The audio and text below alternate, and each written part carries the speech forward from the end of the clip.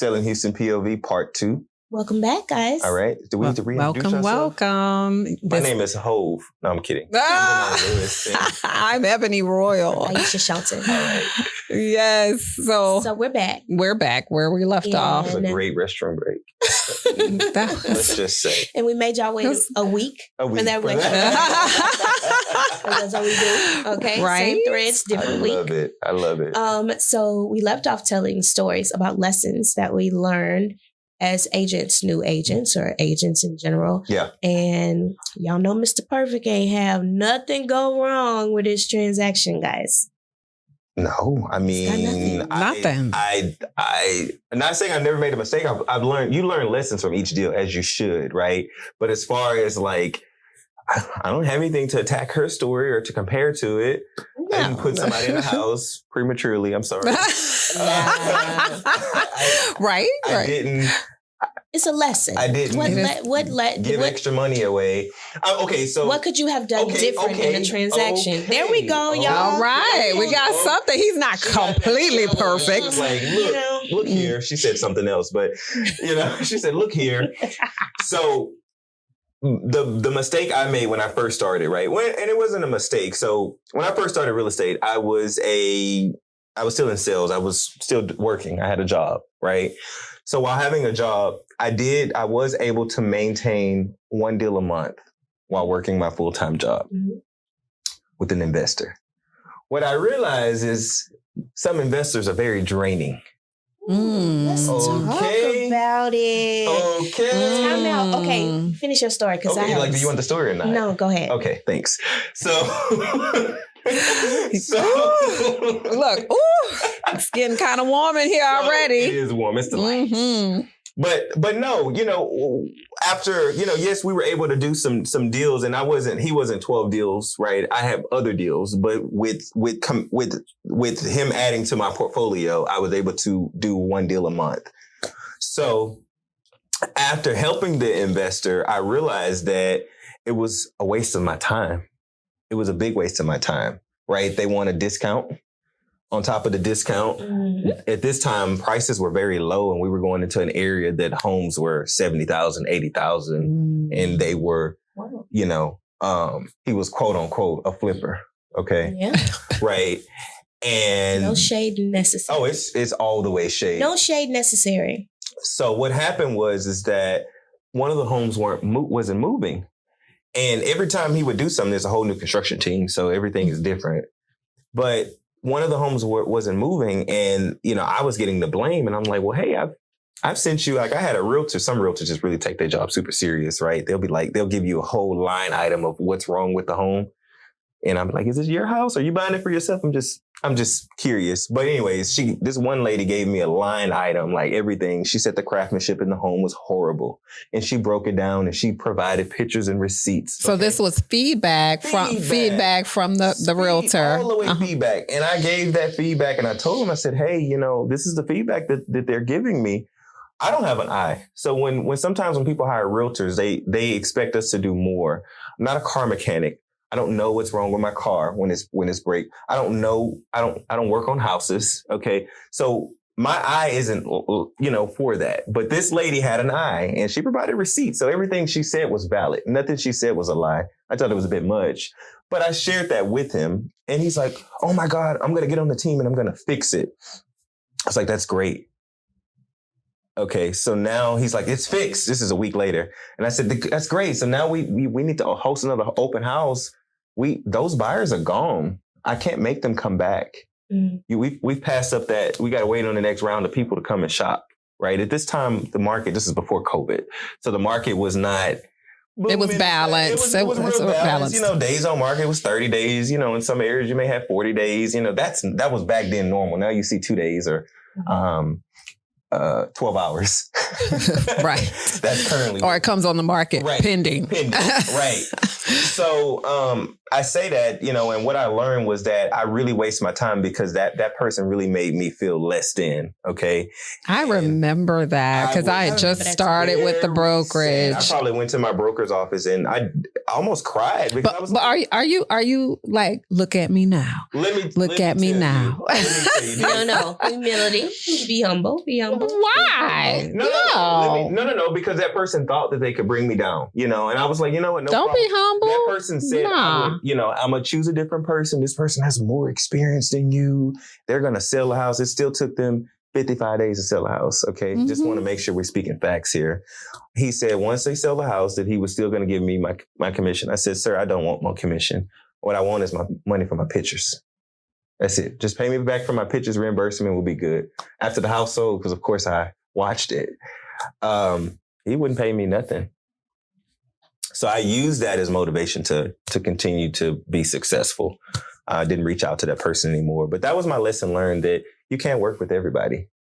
And often when you start real estate, you want to work with everybody. Everybody. You watch TV, you hear things. You want to be rich. You want to be financially stable. So if you work with everybody, then things will go well for you. That's not the case. Everybody has different personalities. And I realized that you cannot work with everybody. And that person taught me that. So about working with investors. Yeah, I still work with investors, but limited. Naturally. Yeah. So funny story, and it's really not that funny. So I feel like every new agent, particularly recently, get these calls and text messages. As you were bringing it up, I literally was thinking. Working with an investor. Hi, such and such. I'm an investor. And you fall for it because you're new and you want business. And they make you jump through a million hoops and open a million doors. And honestly, they sent that message to, 5,000 other realtors through a software that just texts a whole bunch of people. And separately. Yes, separately. Personalized. And you Absolutely. think you have a client. Oh my God. How horrible is that? Yes. So we have a tracker. So we have a transaction tracker that we go through as a class. Everybody got hit as a class. Miriam. And yes, Miriam, you got it. Everybody got hit. Miriam. So we have a transaction tracker. And so I'm like, okay, so what's your client's name? What's your client's name? And it was so funny because they were just like, Miriam, whatever her last name is. And of course, one of the other agents was like, wait a minute, that's my client. Like, listen, so it was posted in the brokerage Facebook group. It was like, hey, I have a client that blah, blah, blah, right? And then another agent responded and said, don't tell me your client named Miriam. Yeah. I was like, oh, I know this scam. Let me make a few phone calls and just give you a little heads up. And I remember doing that for a friend of mine too. She was like, oh, I have these clients. They're investors. And I mean, they had her ripping and running all kind of CMAs and stuff. I said, sis, that's not like a thing. Like you should really utilize your time better. They are wasting your time. And she was just so happy to have clients that were investors.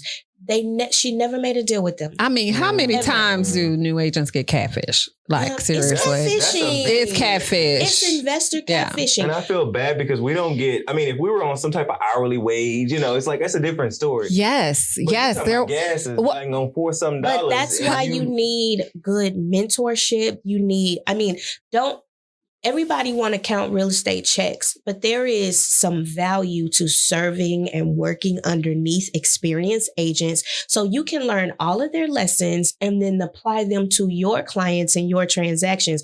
But we all want to be big and we all want to be bad and we all want to make a bunch of money. And you can close one transaction. That's great. You got you a nice check. But where the rest of them checks at? Right. The way you get consistent checks, like top producing agents, raise your hand if you're a top producing agent. Just kidding. You said be humble. No,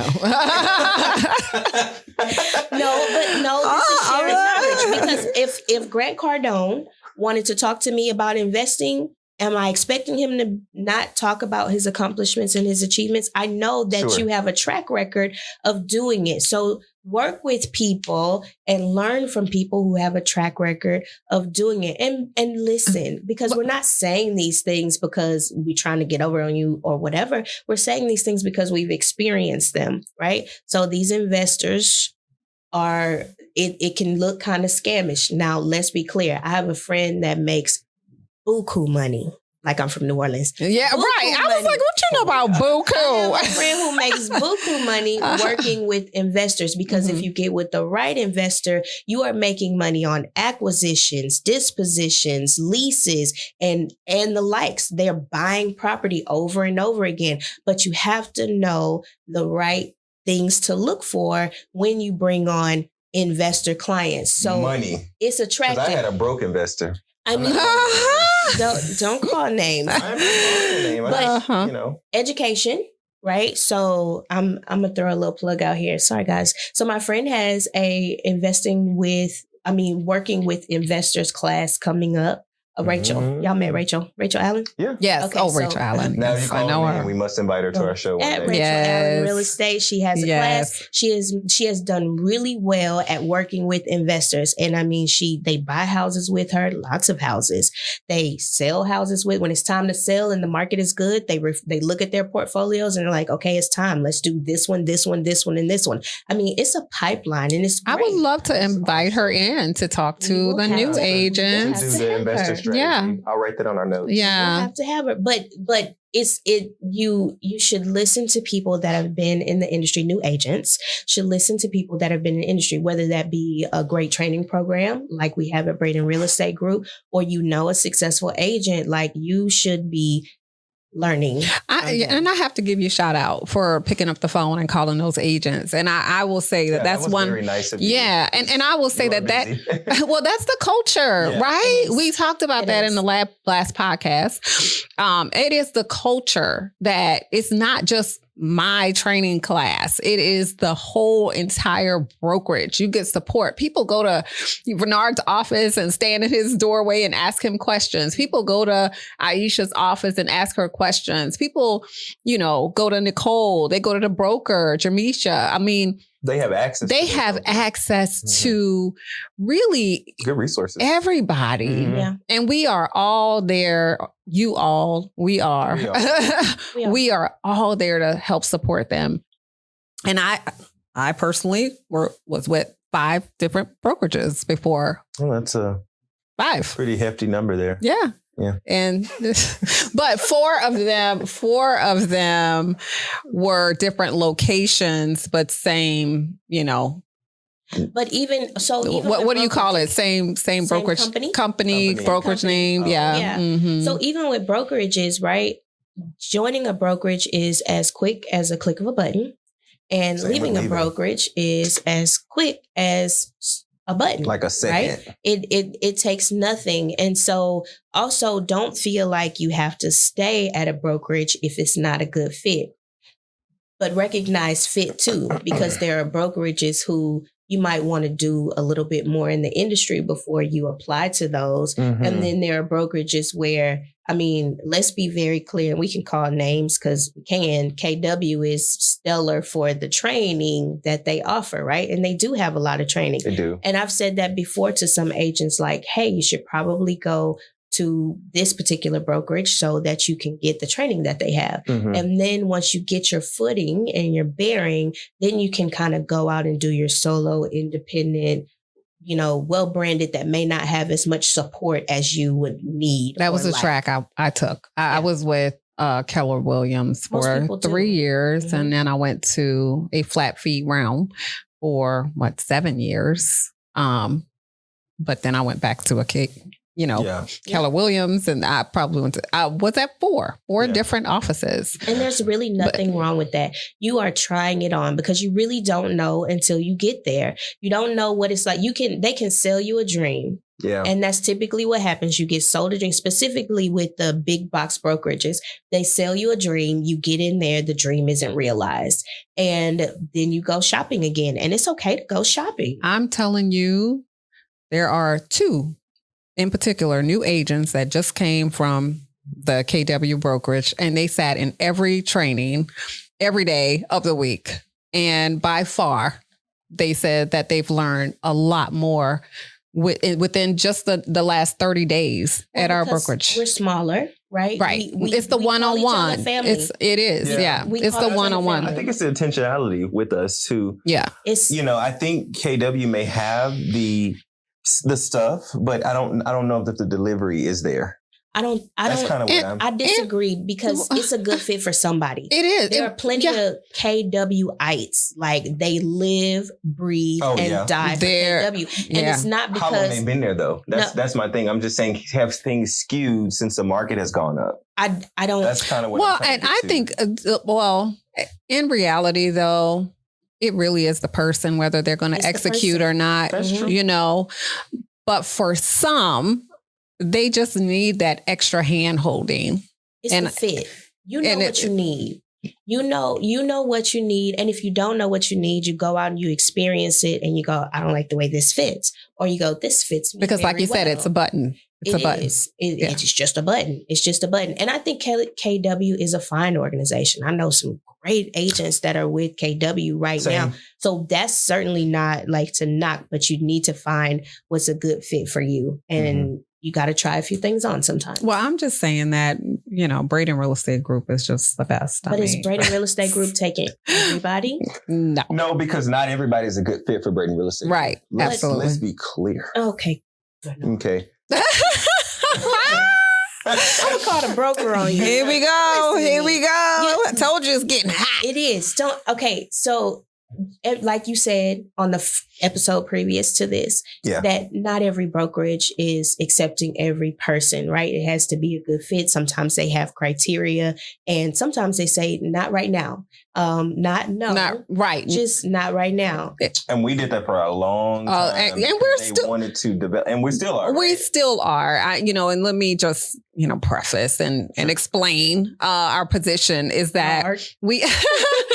She does a recruiting. Well, but it's true. We are at a place where we have a limited amount of trainers, right? So, and we also take a high responsibility of making sure that our agents feel supported.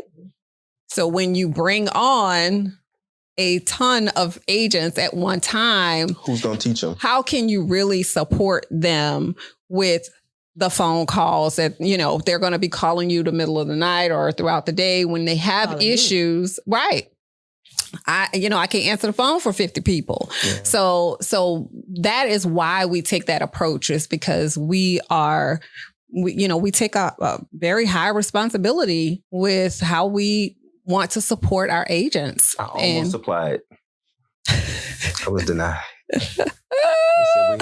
We have another assignment for you. So I tried to help. Denied. I mean, but also you have to recognize too, if we grow too fast, right, we lose exactly what the new agents love so much. Absolutely. Right? So all of that. As this organization scales, so does what we need to do to make sure that we maintain that. But let's be clear, you can't maintain it. And that's why most big box brokerages have smaller, sub brokerages, franchises is what they call franchises that are around so that you can still create that same kind of environment. I mean, I don't know. I love where I am. I've only been to 2 brokerages. I liked where I was before too. So I had no problem where I was.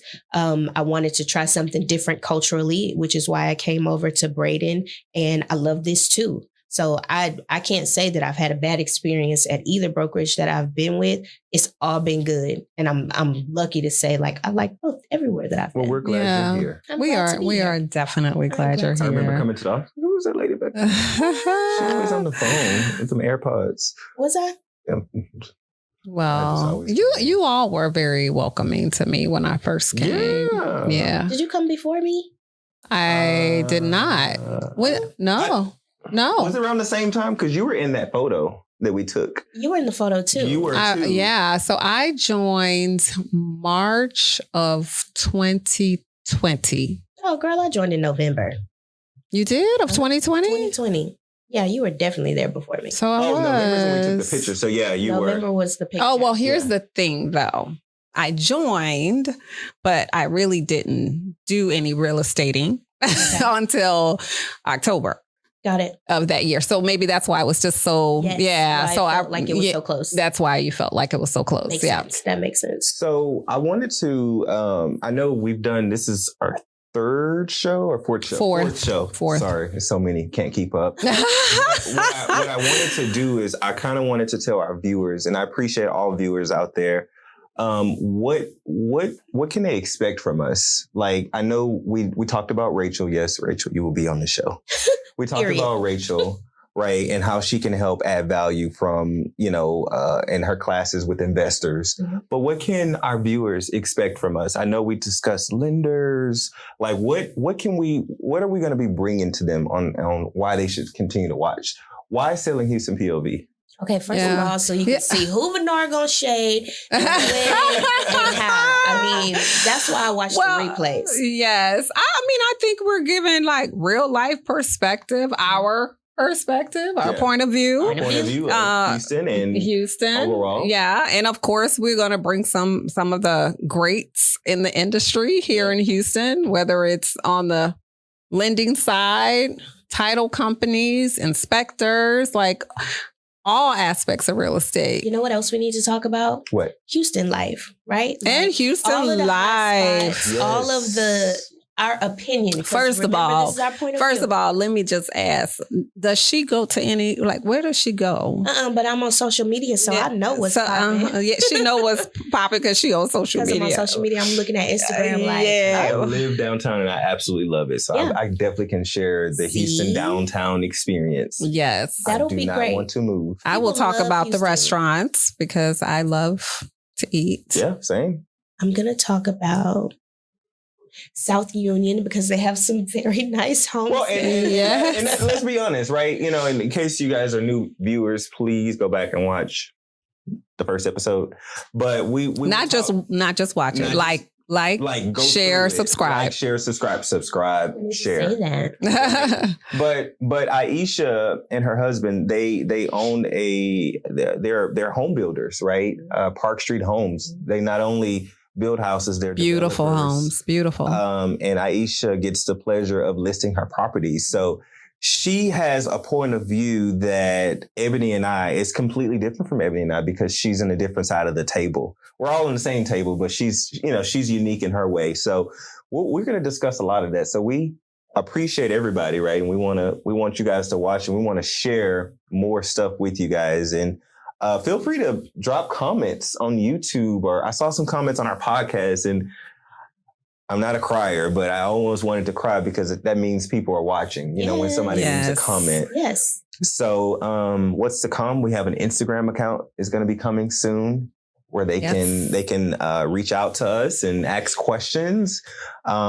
Maybe if somebody has some value to add, we can maybe invite them onto our show. Yep. Maybe somebody from out of state. I'm curious to know what's going on in other places. That would be awesome. Oh, that would be awesome. Mm-hmm. So I'm very random, right? My brain needs to be moving quick. It does. In a good way. In a good way. And we like to do private events. We like to go and, maybe do some outreach. And so there's so many things that we have cooking up that we want to share. Now, did I miss anything? Speaking engagements. Who signed up for all of these things, guys? You did. When you said you want to do the podcast, you did. You sure did, man. You did. Sounds like a lot. Okay. Yeah, this is fun. We're going to have fun, but we're also going to bring value to people. So. Agreed. That's Selling Houston, POV. Did you have anything else you want to share? No. Thanks, guys, for tuning in. All right. Thank you. You guys have a good one. See Till y'all next later. time.